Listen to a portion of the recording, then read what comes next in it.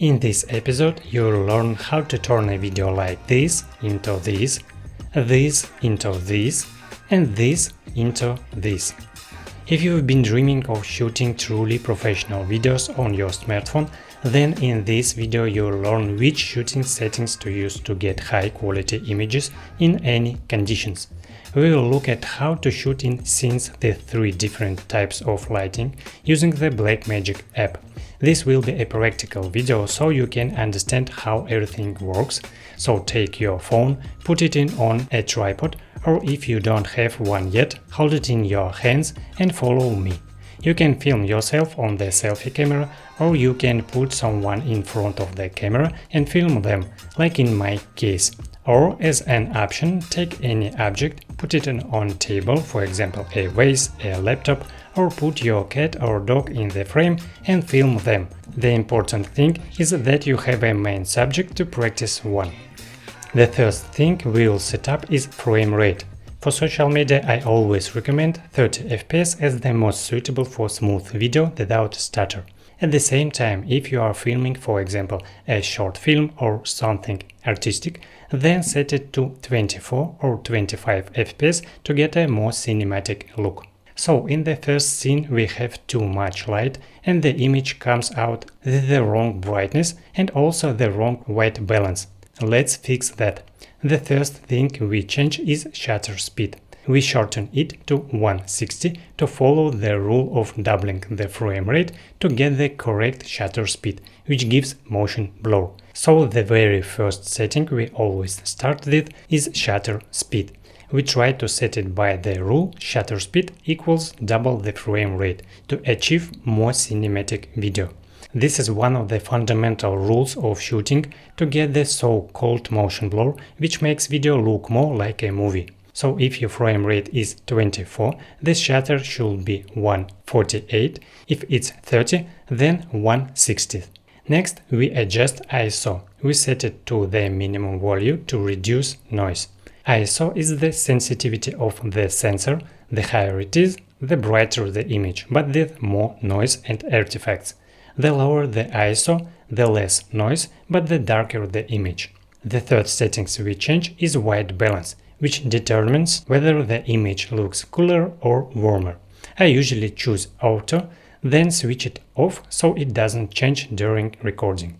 I think modern smartphones do a great job determining white balance, so I trust it at the start, then lock it. And it seems to me the image is still a bit brighter than necessary. So I go back to shutter speed and shorten it to 1/250. I like it better this way. Of course, here I sacrifice motion blur, but in this static scene is not critical, so we can ignore it. But if you do want to follow the rule, you can use a special ND filter, which cuts some light and allows us to set the correct settings. By the way, I made a small PDF guide for you with step-by-step settings, so you can repeat everything without rewatching the video. I collected recommendations for different lighting conditions and examples of which parameters to use. It's free, and at the end of the video I'll tell you how to get it. In the second scene we are outdoors. The sun is shining bright, so a 160 shutter is too long for such conditions. Let's adjust it to 1/8000. This is the maximum short shutter speed and we can't go lower, but anyway this already looks much better. Then we go to ISO and set it to minimum. There is no reason to increase it here. Next we move to white balance. As always I set it to auto, then turn it off. Naturally, with such a short shutter speed we lose motion blur. Again, if you really want it, as in the first case, you can use an ND filter and get a scene with correct brightness and motion blur. Now let's move to a low light scene. Our image is very dark, and the first place we go to fix it is ISO. We increase it until the image brightness enough, setting it to around 1250. Of course, here we risk getting noise since this is quite high for a smartphone, so we can go back to shutter speed and change it to 1/30. Again, we sacrifice motion blur, but in return we can lower ISO and reduce noise, because in this scene it's more important to keep a clean image than to have motion blur. The scene is static anyway.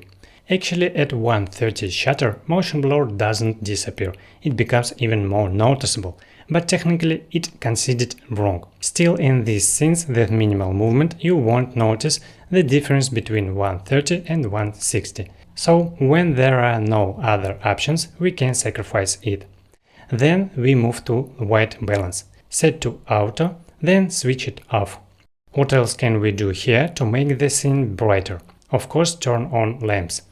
In that case, we can lower ISO to reduce noise and also bring shutter back to 160 to get proper motion blur.